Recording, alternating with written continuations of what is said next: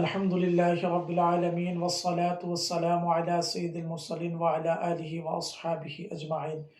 প্রিয় মুসলিম ভাই বোনেরা, আপনাদের সকলকে মাহে রমজানের শুভেচ্ছা ও মোবারকবাদ।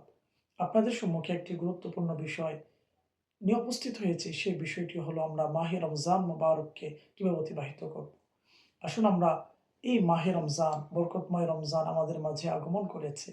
এই রমজান যেন আমাদের জিন্দেগির টার্নিং পয়েন্ট হয়। রমজান মাস এসেছে, আপনার আমার জন্য রহমত, মাগফিরাত, নাজাত নিয়ে এসেছেন এবং আপনার আমার গুনাহগুলোকে ক্ষমা করানোর জন্য এসেছেন। সৈয়দনা মাওলা আলী রাদিয়াল্লাহু তাআলা আনহু বলেন, যদি আল্লাহ তাআলা উম্মতে মুহাম্মাদীকে জাহান্নামের আগুনে নিক্ষেপ করার ইচ্ছা পোষণ করতেন, মাহে রমজান এবং সূরাতুল ইখলাস দান করতেন না। আল্লাহু আকবার। একটু চিন্তা করেছেন যে আল্লাহ তাআলা উম্মতে মুহাম্মাদীকে জাহান্নামের আগুন থেকে মুক্তি দেওয়ার জন্য এই রমজান মাস দান করেছেন। এক হাদিস শরীফে এসছে, ইফতারের সময় প্রতিদিন আল্লাহ তাআলা ৬০,০০০ জাহান্নামীকে জাহান্নাম থেকে মুক্তি দান করেন। আরেক হাদিস শরীফে এসেছেন যে জুমার দিন রমজান মাসের প্রতিটা মুহূর্তে আল্লাহ সুবহানাহু ওয়া তাআলা ১০ লক্ষ জাহান্নামীকে জাহান্নাম থেকে মুক্তি দান করেন। চিন্তা করেন, বুখারী এবং মুসলিমের হাদিস, আল্লাহ রাসূল সাল্লাল্লাহু আলাইহি ওয়াসাল্লাম বলেন, ইযা দাখালা রমাদান ফুতিহাত আবওয়াবুল জান্নাহ ওয়া গুল্লিকাত আবওয়াবু জাহান্নাম ওয়া সুলসিলাতিশ শায়াতিন। যখন রমজান প্রবেশ করে সাথে সাথে আল্লাহ তাআলা জান্নাতের দরজাগুলোকে খুলে দেন, জাহান্নামের দরজাগুলোকে বন্ধ করে দেন এবং শয়তানকে তালাবদ্ধ করেন যেন শয়তান আমাদেরকে ধোঁকা দিতে না পারে, রব থেকে দূরে সরাতে না পারে।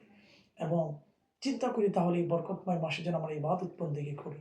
এবং রাসূল করিম সাল্লাল্লাহু আলাইহি ওয়াসাল্লাম এক হাদিস শরীফে বলেছেন, সহিহ ইবনে খুজাইমার মাঝে হাদিসটি রয়েছে, রাসূল করিম বলেন, আমার উম্মত যদি জানতো যে এই বরকতময় রমজানের মাঝে রমজানে আল্লাহ কত বরকত কল্যাণ রেখেছেন, তারা কামনা করত, আশা করত যেন আল্লাহ তাআলা পুরা ১২ মাস, পুরা বছর যদি রমজান মাস হিসাবে দান করতেন আমাদেরকে। আল্লাহু আকবার। একটু চিন্তা করেন তো যে আল্লাহ রাসূল বলছেন, যদি আমার উম্মত জানতো যে রমজানে আল্লাহ কি বরকত রেখে দিয়েছেন, তারা কামনা করত পুরা বছর যদি রমজান মাস হতো। একটু চিন্তা করি, এই বরকতময় মাস আমাদের মাঝে এসেছে। আমরা যেন এই রমজান মাসে আমরা অন্যান্য ১১ মাসের মতো অলসতার মাঝে না কাটিয়ে দেই। এই রমজান মাসকে যদি নিজের আত্মশুদ্ধির মাস বানিয়ে নিই, এই রমজান মাসে যেন ইবাদত বন্দেগী করার মাধ্যমে আল্লাহকে এমনভাবে রাজি করতে পারি, নিজের নফসকে কন্ট্রোল করতে পারি। শয়তান তো রমজান মাসে বন্দী থাকে, আমাদেরকে ধোঁকা দিতে পারে না।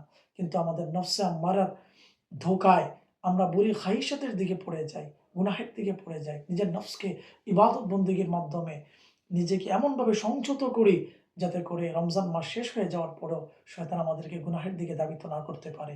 এই রমজান মাসে বেশি বেশি ফরজ ইবাদতের পাশাপাশি কোর নফল ইবাদত, কোরআন তেলাওয়াত, জিকির, সাদকা আমরা যেন বেশি বেশি ইবাদত বন্দেগী এগুলো করি। তাহাজ্জুদের নামাজ, ইরশাদ টাস্ক, আওয়াবিনের নামাজ, সালাতুত তাসবির নামাজ, যে ইবাদতগুলো আমাদের করা সম্ভব হয় যেন আমরা বেশি বেশি পরিমাণে করি। যাদের সম্ভব, যদি পুরুষ হয়ে থাকে যেন রমজানুল মুবারক মাসের যদি সম্ভব হয় পুরা ৩০ দিন এতেকাফ করেন। যদি আপনার সম্ভব হয়, প্রথম ২০ দিন নফল এতেকাফ হবে আর শেষের ১০ দিন আপনার সুন্নতে মুআক্কাদা এতেকাফ হবে। আর মা বোনেরাও যদি সম্ভব হয় ঘরের মাঝে একটা জায়গাকে নির্ধারিত করে মসজিদে বাইত যেটাকে বলা হয় সেখানে এতেকাফ করি যেন, এবং বেশি বেশি ইবাদত বন্দেগীর মাধ্যমে অতিবাহিত করি, দান সৎকার মাধ্যমে। বিশেষ করে প্রিয় নবী সাল্লাল্লাহু আলাইহি ওয়াসাল্লাম এই রমজানুল মুবারক মাসে ৪টি কাজের কথা বেশি বলেছেন। সহিহ ইবনে খুজাইমার মাঝে হাদিসটি রয়েছে, প্রিয় নবী সাল্লাল্লাহু আলাইহি ওয়াসাল্লাম বলেন, এই রমজান মাসে ৪টি কাজ বেশি বেশি করবে। ২টি কাজের মাধ্যমে তোমরা আল্লাহকে রাজি করতে পারবে আর ২টি কাজ তোমাদেরই কল্যাণ হবে। ২টি কাজ হলো, এক, লা ইলাহা ইল্লাল্লাহর জিকির বেশি বেশি পরিমাণে করা, বেশি পরিমাণে লা ইলাহা ইল্লাল্লাহর জিকির। ২ নাম্বার হলো বেশি পরিমাণে ইস্তিগফার করা।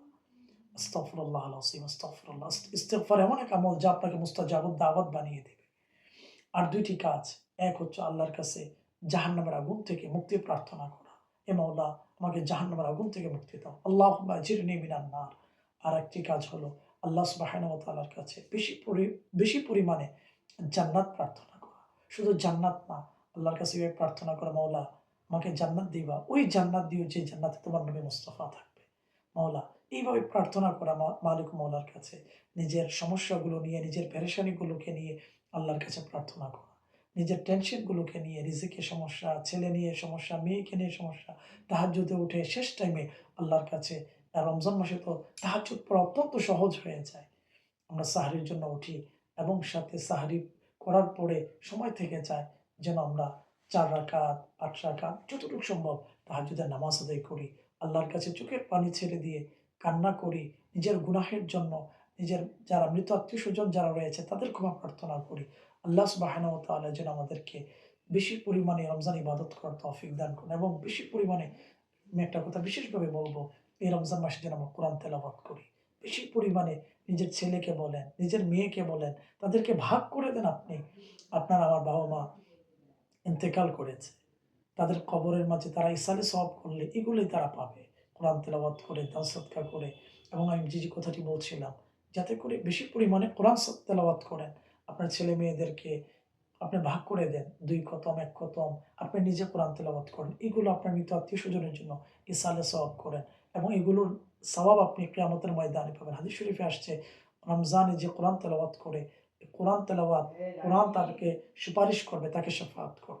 আল্লাহ সুবহানাহু ওয়া তাআলা আমাদেরকে রমজানুল মুবারক মাসকে ইবাদত বন্দেগী করার মাধ্যমে অতিবাহিত করার তৌফিক দান করুক। আমিন। বিজাহিন নবিল আমিন সাল্লাল্লাহু